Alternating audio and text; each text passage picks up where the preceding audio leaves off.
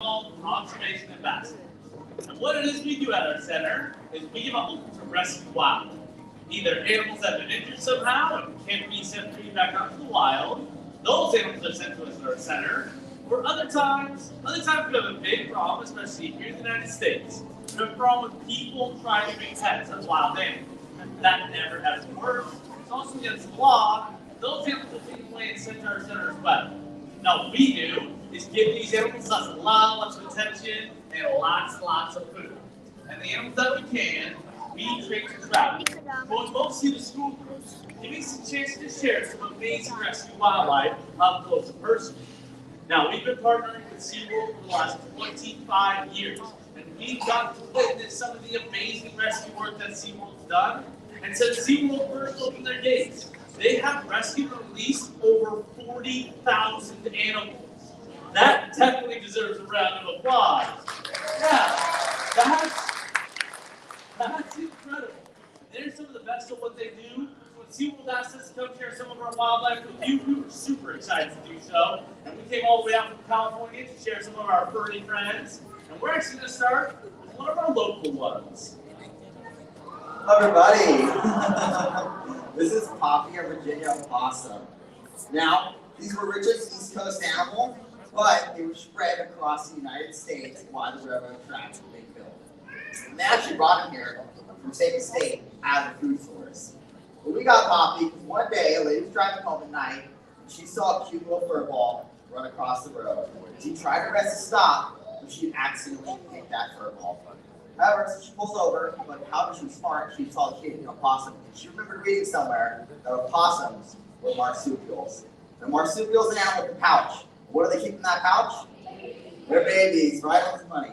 They keep their babies. So she opened up that pouch bravely and she saw there were 5 baby opossums sitting in that pouch. So she went down low, she swooped them on up, and she sent them to the nearest rehab center, where they had the best chance of surviving and making it back out into the wild. Now, all of them are doing great. They're all thriving, eating, foraging for food, getting stronger, climbing, even staying away from people, except for our little dude here, Poppy, who they found out was almost completely blind. I know. So unfortunately, he was unable to be released back in the wild with his siblings. But, however, he found a home here with us, so we can do these wonderful shows with you guys. Our little movie star. Now, Poppy here is only 2 years old. And this might seem a little crazy, but in the wild, opossums only live 3 to 4 years. But here's the crazy thing. In those 3 to 4 years, mama opossums will have up to 50 children. Yeah, I don't think I want to make it much past 3 years myself.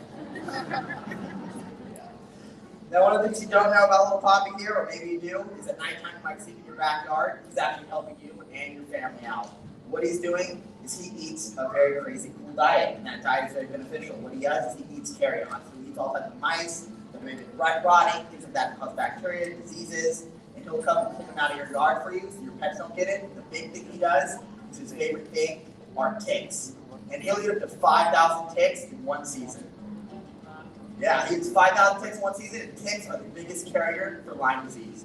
So he's keeping you, yourself, your kids, maybe your dogs, your animals, all safe from getting that Lyme disease. Now, this is Poppy here, North America's only marsupial.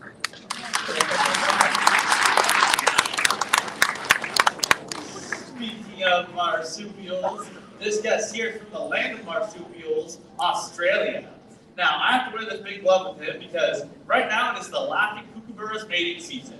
So, if I was a girl, he would try to fly mice right into my mouth and try and feed me, but since I'm a boy, we're not too good friends right now. I know.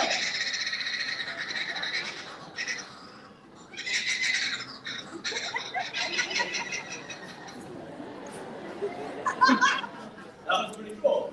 Now, he is truly famous for that voice of his. See, they use that call in the background of every single movie that's ever had a jungle scene ever.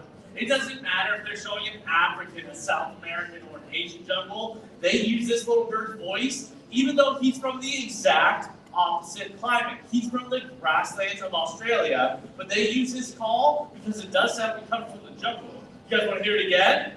Are you ready, buddy?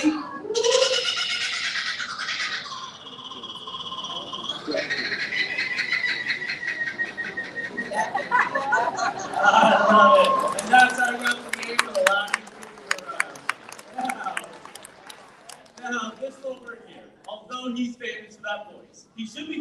something else as well. Because he's actually the largest member of the kingfisher family, but he doesn't hunt fish. Instead, he hunts mice, lizards, and snakes in the grasslands of Australia. I've even seen videos of these birds hunting snakes as long as 6 feet. They'll dive down with that specialized bill of theirs. They grab onto the snakes right behind the back of the head, then they'll whip them back and forth, until it's like a limp noodle, and then they'll start to swallow. Slowly swallowing and digesting that snake over 3 days, while the rest of it hangs out the corner of his mouth. Sounds weird, works very well for the kookaburra though. Now, somebody here in the US fell in love with these birds, and they found a way to purchase one online and brought it into their home. Only this person lived in an apartment complex. And see, kookaburra.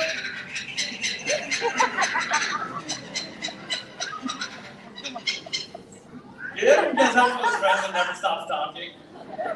If you don't, you're probably that friend.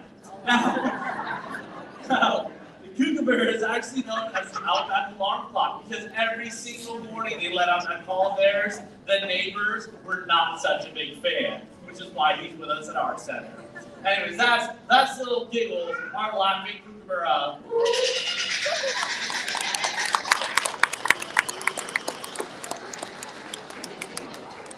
Here, I have Wizard, our turkey vulture. Now, I love his little bald head, but I'm really hoping I don't look like that in 10 years. What he does every morning is a little different than Mr. Giggles, is he will spread those wings nice and wide, and he will take up that sun, and he will soak it up until he gets nice and warm. Once he gets nice and warm, he takes a flight up in the sky, he locks those wings on out, and he starts getting to work. What we mean by that is he starts smelling. He starts sniffing to find the dirtiest, most rotten thing he can find. And once he finds something so rotten that's been sitting there for a couple days, he dives on down and makes a meal out of it. Now, our little turkey vulture here, that great little bald head that we're talking about, is perfect for diving on rotten meat because it keeps him from getting his feathers pulled out of his head. The other really cool thing he has to keep him clean while he's doing his job, taking care of nature, is he has those amazing feet. And guess how he cleans those feet? It's a little weird. Do you guys want to hear it? He pees on them. That's how we named him Wizard. Now, Wizard came to us 17 years ago because somebody had the right idea to shoot this beautiful bird right in his left wing. Birds' wings are hollow, so when they do get broken or hurt, they don't always fill back right, and that's what happened to Wizard here. So he can fly a little bit, but not enough to survive in the wild. All right, guys, that was Wizard, our beautiful turkey vulture. We're going to go from beautiful to cute. This is Maya, and she's about a 40-year-old spider monkey. She's been at her center almost 30 years now. And in 1994, she got a call from LA County Sheriff saying they found a monkey in a dumpster. Apparently somebody threw her away. And this kind of thing actually happens a lot. So people get monkeys, they try and make them into pets, and they quickly learn why that's not such a good idea. See, monkeys are set up by nature to be the farmers in the rainforest. They are set up to eat fruits, they swallow the seeds, they squeeze the seeds out the other end in a nice little pile of fertilizer, and they do this about every 15 minutes. So, as they're planting fruit trees and people's couch cushions around the rest of their house, people get very tired of them. Not to mention the fact that as monkeys get older, they tend to get an attitude, people get bit, they get sent to the hospital, and if that's not enough, they find out that these monkeys can live 40 to 50 years. So they get rid of them in all sorts of ways. Whether they get caught by U.S. Fish and Wildlife, or they set them in centers like ours, or other times they just release them into the world, kind of like what happened to Maya here. What are you doing? Apparently she's got something tasty on her hands. Now Maya here, her hands are not set up like a lot of other monkey species. She doesn't have that opposable thumb on her hand. Instead, can I see your hand here, girl? Instead, she has 4 alien-like fingers. Allow her to hook onto the branches, and she can swing through the trees as fast as a horse can run on land. She also has the coolest tail in the jungle. Her tail is so dexterous that she can pick up something as small as a grain of rice with the tip of that tail. And actually use it for all sorts of stuff. She hangs by that tail, she carries food around with it, she scratches her head with it, every once in a while touch her picking her nose with it. I mean, it's the most amazingly useful tail I have ever seen. Now, when Maya first came to our center, she wasn't doing very good.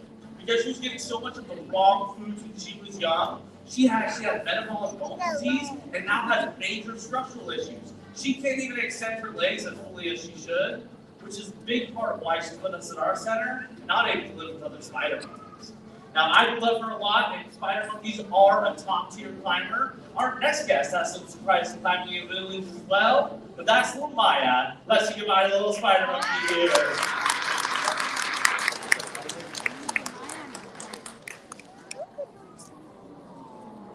Aw, that's what everyone says when they see me. I'm just kidding. This is Disco here, and he is our gray fox. Now, gray foxes are incredibly amazing. Disco here, we got from a local rehabber that actually found him and took him in when he was abandoned as a very young baby. Now, they had intended to raise him for re-release, but the rehabber that got assigned to him did all the wrong things. She loved him, she cuddled him, she even let him play with her dogs and her kids. So when she took him back to the rehab center for release, they instantly realized that she had ruined him. He had lost his natural healthy fear of people and would not be able to survive in the wild.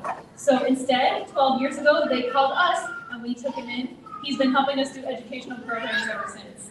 Now, little Disco here is about 13 years old. And in the wild, gray foxes live to about 8 or 9. So this little guy is actually a senior citizen. That's why we brought him to Florida.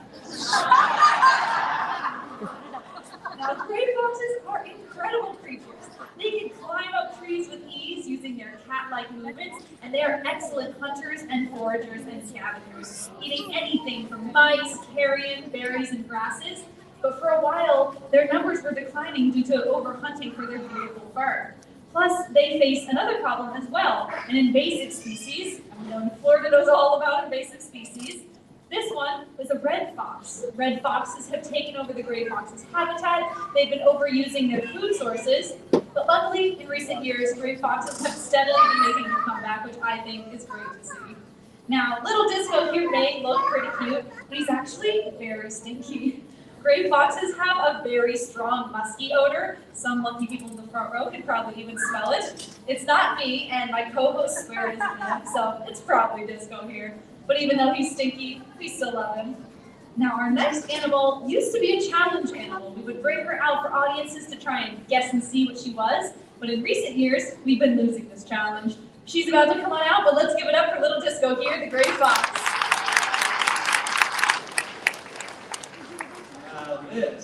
This is Samantha, and what is she? A lemur. You guys are exactly right, but she's not just any lemur. She's what's known as a brown lemur. You guys know what she's called, a brown lemur? Yeah, because she's brown. No, if you look at the lemur's eyes, do you think she's awake during the day, or do you think she's awake at night?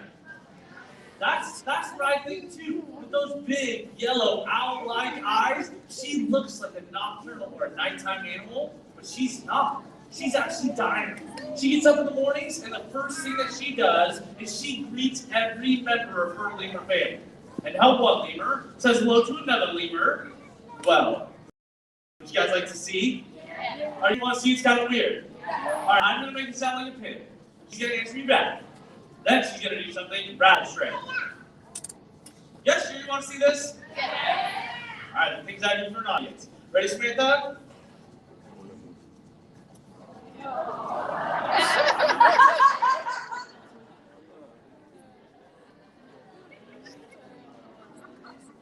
I'm sorry, that was a completely inappropriate response. I had a lemur tongue shooting out my nose, and half you guys were going, aww. I'll tell you what, if you think it's so cute, how about you turn to the person next to you and say hello like a, don't do this.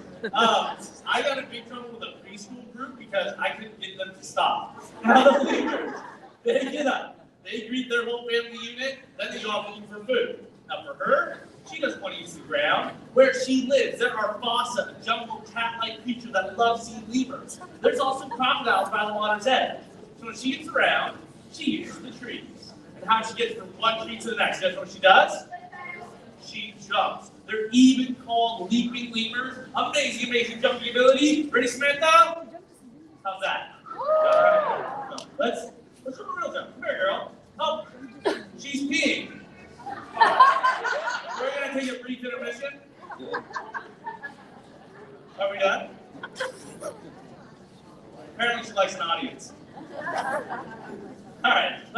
jumped her. Oh, she's cheating. No cheating, big jump. Yeah, big jump. I'm close enough, big jump. No, I'm close enough, big jump. Whoa. No, do not clap for that. That for her was barely a hop. But Samantha here is over 30 years old. She's a very, very old lemur. So I don't ask her to do super far jumps anymore. But when she was younger, she could jump on my shoulder, and she laid on the table all the way over there.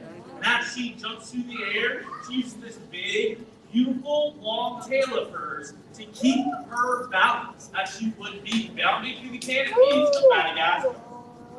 Now, Samantha, though, her story is she was found in a man's home in Palmdale, California. Somebody had decided it would be okay to take a lemur, an endangered species, and keep her in a cage in their home. Now, does that sound fair to her? I love this girl a lot, but I'm just roaming the canopies of Madagascar. Looking on the lemur's noses, that is where she truly belongs. Now, there are over 105 different species of lemurs. All of them have two things in common. They are only found in Madagascar, nowhere else on our planet, and every single species of lemur is endangered in the wild. If we don't do something fairly quickly, we could actually lose these beautiful creatures during our lifetime. Now, lemurs do something else about it. They keep this nice fur there soft and clean by using their teeth. Their 4 front teeth on the bottom jaw stay straight out, forming what's called a tooth comb or a dental comb. They break that comb through their fur, keeping their fur in perfect shape. That way they can spend as little time on the ground as possible. Anyways, that's little Samantha. Let's say goodbye to the brown interview.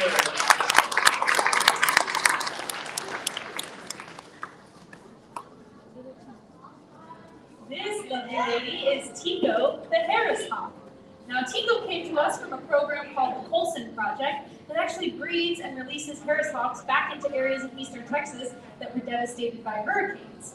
But Tico here was actually deemed non-releasable because, and I quote, she doesn't play well with others. That may not sound like that big of a deal, but for Harris hawks, it's extremely important because Harris hawks are one of the rare birds of prey that actually hunt in pairs.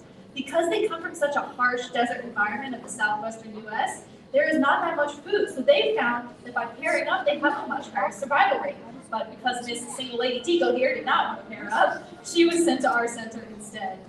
Now, Harris hawks are extremely incredible daytime hunters. They have eyesight that's about 6 times better than ours, which means that even when to us they look like a little speck high up in the sky, they are still clearly able to see a tiny mouse all the way down on the ground.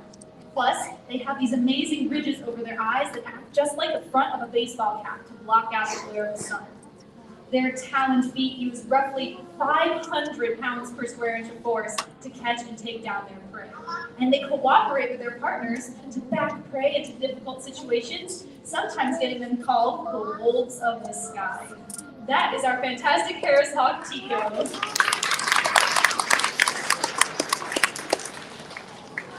Now, because we get to work with all these amazing animals, people tend to ask us this one question. They always say, what is your favorite animal? Do you guys know what my favorite animal is? It's none of these guys. We love the wildlife, that's why we do what we do. But my favorite animal, without question, without a doubt, is my little wiener dog Basil. I trust him, he trusts me, we never bite each other. I know he wants to be with me. You have to know the wild animals would much rather be in nature where they truly belong. Now, animals around our world are suffering due to climate change as well as deforestation. Take monkeys, for example. 90% of the world's monkey species are highly endangered. 90% of the world's monkey species are disappearing from our planet. If we don't change some things very quickly, we could lose some of our most beloved animals on this planet. Now, I like to end each show with just a few easy things. Some easy things that you guys can do to help keep our wild animals safe. Things like reducing single-use plastics or recycling, or even picking up garbage and keeping our environments clean. Or if you find a sick or injured animal in the wild, get it to a wildlife rescue center. There are literally thousands of places set up for animals the proper care they need to hopefully get them back out to the wild. Anyways, thank you so much for coming and listening to our rescue tales. Enjoy the rest of your day here at SeaWorld, everybody. Have a good night.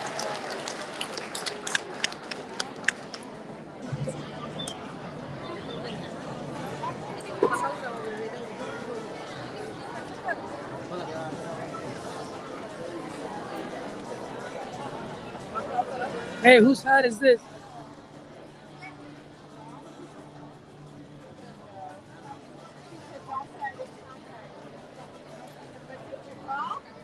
No, it's Key West, bro. It's this. That isn't yours?